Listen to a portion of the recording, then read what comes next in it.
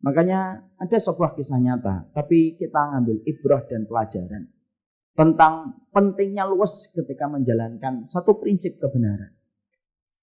Saya pernah ngisi di Pancoran. Habis ngisi kitab At-Tadkirah li ahwalil mauta wa umuril akhirah. Habis ngisi, ada laki-laki mendatangi saya. Ngiringi saya sampai kemudian mau ke mobil.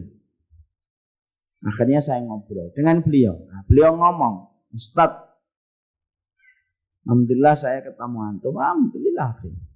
Nah, lalu beliau mengatakan, saya ini trauma Ustadz. Dulu itu saya tuh tidak pernah ngaji. Dan Ustadz tahu nggak? Saya ini trauma dengan kata kajian. Saya tuh langsung asalnya tidak terlalu tertarik untuk ngobrol panjang lebar karena letih dan lelah. Tiba-tiba mata saya itu tertarik penasaran. Antum apa? Saya itu trauma. Trauma apa? Kata kajian. Insya Allah. Baru-baru itu saya mendapatkan orang trauma dengan kata kajian. Biasanya kan trauma ketinggian. Trauma kecoa. Trauma sempit. Ini orang trauma dengan kata kajian. Terus saya mikir, ulangi lagi. Saya trauma dengan kata kajian. Kata kajian atau kajiannya? Kajiannya, kata kajiannya. Berpikir saya, ini kok bisa ada orang trauma dengan kata kajian? Mengalir cerita. Saya ini Ustadz, kenapa saya trauma dengan kata kajian? Saya ceritakan Ustadz, kalau antum punya waktu. Oke, silahkan. Akhirnya beliau berkata, dulu Ustadz saya ini nikah dengan istri saya. Kami pacaran cukup lama. Banyak hukum Islam yang tidak kami ketahui. Lalu kemudian akhirnya kami menikah, kami tetap berada pada kebodohan kami. Tidak paham Islam, walaupun kami Muslim. Yang penting cuma sholat, hukumnya tidak pernah kami perhatikan. Sampai satu waktu istri saya tersapa dengan hidayah. Lebih dulu daripada saya. Dalam perjalanan pernikahan saya. Ketika dia pernah mendengar satu kajian, masuk kajian itu ke hatinya. Relung jiwanya. Dan akhirnya beliau betul-betul ingin berubah. Ketika istri saya mendapatkan sapaan hidayah, betul-betul luar biasa Ustadz. Dia ganti harinya, dia ganti komunitasnya, dia ganti aktivitasnya, semuanya diganti. Menuju kepada arah-arah urusan akhirat. Yang dulunya arisan terus, akhirnya sudah ngaji terus. Komunitasnya diganti dengan komunitas yang baik. Bagus Ustadz. Dan dia jalannya kencang. Saya belum tersapa hidayah Ustaz. Saya cuma ikut taklim Sabtu dan Ahad. Itu pun subuh. Kalaupun tidak tidur. Akhirnya kemudian saya dengan istri saya itu tidak seimbang perjalanannya. Ibaratnya istri saya ini Ferrari dia. Saya Koasi Tambun Bekasi. Terlalu jauh. Tapi kemudian tetap kami dalam pernikahan itu. Sampai akhirnya ketika perbedaan itu cukup mencolok, istri saya sering membawa tema-tema kajian ke rumah. Memaksakan tema itu harus kita laksanakan dan harus kita kerjakan seketika. Ya memang dia berhak untuk kayak gitu. Akhirnya karena saya belum sampai posisi saya sebagaimana posisi dia, akhirnya setiap dia membawa sesuatu pengen dipraktekkan di rumah, terjadi pertengkaran. Gesekan demi gesekan mulai terjadi. Sampai saya kemudian mulai mikir ini gara-gara kajian ini. Sampai-sampai akhirnya sering sekali saya itu kemudian bertanya itu. Kalau istri saya lagi kajian, saya di kantor. Saya kemudian WA. Kamu di mana? Di kajian sini. Temanya apa? Temanya ini. Kenapa saya tanya tema? Karena biasanya nanti pertengkaran berdasarkan tema. Kalau kemudian temanya itu sholat malam, ya nanti malam pasti sholat malam ini. Tahajud ini, saya digugat ini. Banyak kan seorang istri itu kadang-kadang ketika semangatnya ngaji, pulang-pulang ke rumah itu pingin suaminya itu langsung kayak Rasulullah SAW.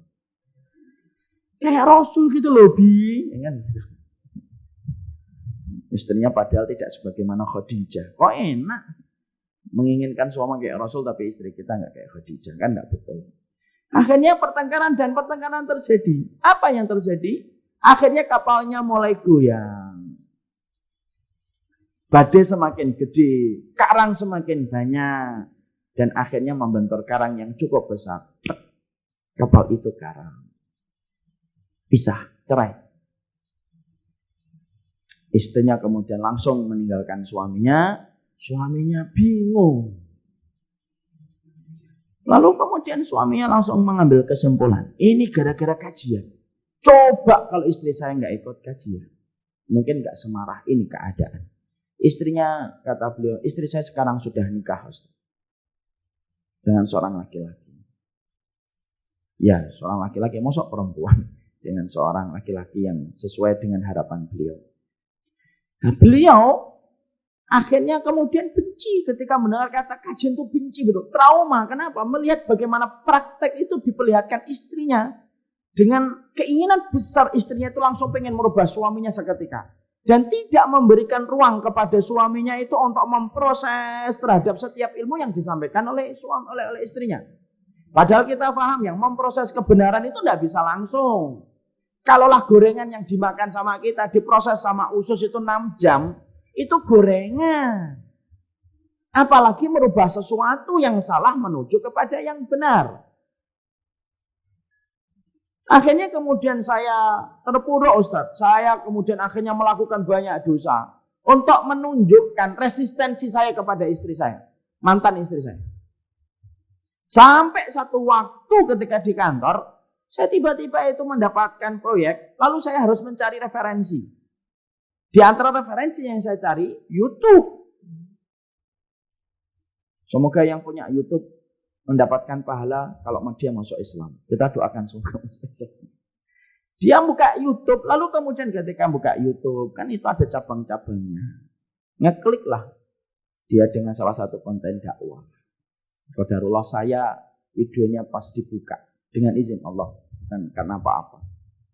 Dengerin yang 2 menit, 3 menit. Konten dakwah itu memang kadang-kadang harus dibuat, ada yang pendek-pendek 3 menit.